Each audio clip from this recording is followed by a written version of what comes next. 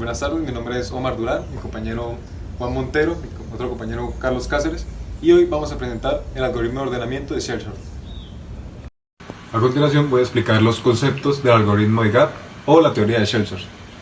El algoritmo se basa en la idea de ordenar la lista de subconjuntos de elementos espaciados por cierto valor denominado como GAP.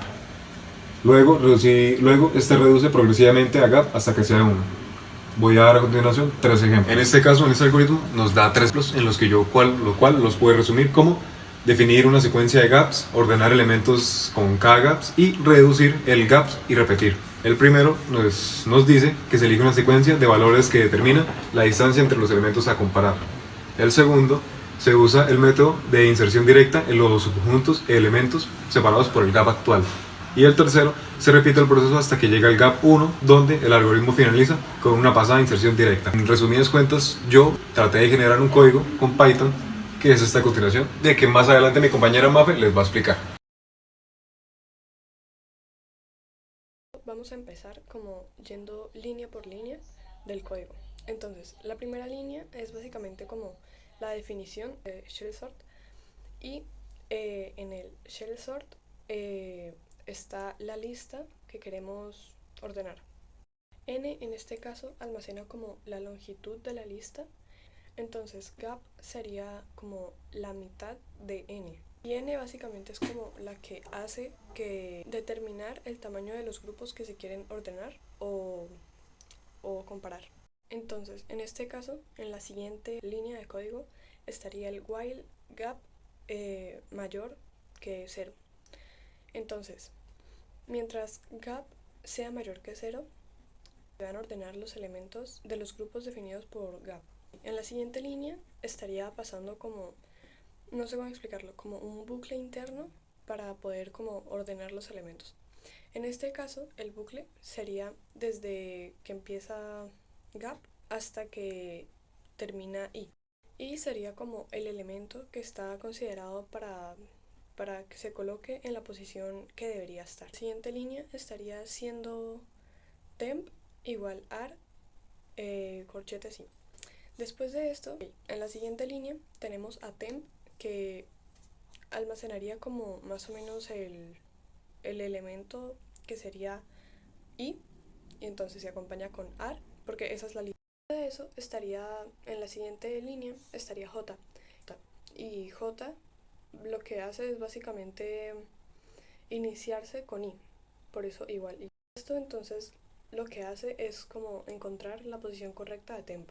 Y claro, lo que estaría pasando en las siguientes 3 filas sería que el bucle como que compara el elemento de temp con los que están en gap. Entonces, cuando ya todo se encuentra en la posición correcta, o sea, sería ar j menos gap, que no sería como mayor que temp, o j, que es menor que gap. Se coloca en temp en ar j. Y entonces, cuando todos los elementos ya se procesan, lo que pasa es que gap, o sea, el gap actual, se reduce a la mitad para como la siguiente iteración. En conclusión de la teoría, Shell Sort es una mejora de ordenamiento por inserción que reduce la cantidad de intercambios necesarios al permitir comparar elementos distantes. Aunque esta no es una de las más eficientes para grandes volúmenes de datos, sigue siendo útil para ciertas aplicaciones como su simplicidad y desempeño en tamaño moderado. Bueno, ahora yo les voy a explicar un ejemplo de el Shell Sort. Primeramente, para este ejemplo tenemos un total de 8 elementos. Para llevar a cabo el Shell Sort, primeramente tenemos que dividir el número de elementos, en este caso son 8, entre 2. Nos daría como resultado 4. Entonces tendríamos que armar 2 grupos, cada uno de 4 elementos. Para ejemplificar mejor las cosas, le puse un color distinto a cada uno. Ahora tenemos que comparar los valores que corresponden al color. Y con esta lógica transferirlos, si es menor. Por ejemplo, comprobamos que el 4 efectivamente es menor que el 11, entonces lo dejamos en la misma posición. Hacemos lo mismo con el siguiente, que sería el verde. Comprobamos si 8 es menor que 10, en este caso es verdad, entonces lo dejamos igual. Así sucesivamente con cada color. El 1 es menor que el 6, lo dejamos igual, y el 3 es menor que el 14, por lo tanto lo dejamos igual. Para el siguiente paso, tenemos que dividir otra vez el número de elementos, que en este caso era 4, entre 2. Nos daría un total de 2. Por lo tanto tenemos que hacer grupos de a 2. En este caso también lo ejemplifiqué con colores. 4 grupitos, cada uno con 2 elementos con colores distintos. Hacemos lo mismo que hicimos con el otro color, comparamos cada uno. Primeramente comparamos el 4 con el 1. En este caso, 4 es mayor que 1, entonces estaban en la posición incorrecta. Los rotamos y hacemos lo siguiente con el que sigue. El 4 con el 11 está bien, no tuvimos que rotarlo. En cambio, el 11 con el 6 estaba mal. Tuvimos que rotarlo, poner el 6 a la izquierda y el 11 a la derecha. Ahora realizamos lo mismo con los azules. El 8 en este caso es mayor que el 3, lo rotamos. El 8 es menor que el 10, está bien, entonces así lo dejamos igual. De aquí para allá todas son verdaderas. Ahora dividimos el número, o sea, 2 entre 2 otra vez, lo que nos daría un total de un elemento. Entonces hacemos grupitos, cada uno de un elemento, y comprobamos si efectivamente corresponde a la lógica que tiene. En este caso, 1 es menor que 3, 3 es menor que 4, 4 es menor que 6, y en este caso 6 no era menor que 8. Por lo tanto, tuvimos que rotarlo para que quedara que 6 es menor que 8. Y seguimos comparando con la lógica. 6 es menor que 8, 8 es menor que 10, 10 es menor que 11 y 11 es menor que 14. Y ya con esto tendríamos el ejemplo de shell sort, en el que todas las respuestas terminarían dando verdadero y correspondiendo a la lógica. Voy a hablar de los escenarios en cual shell sort es adecuado.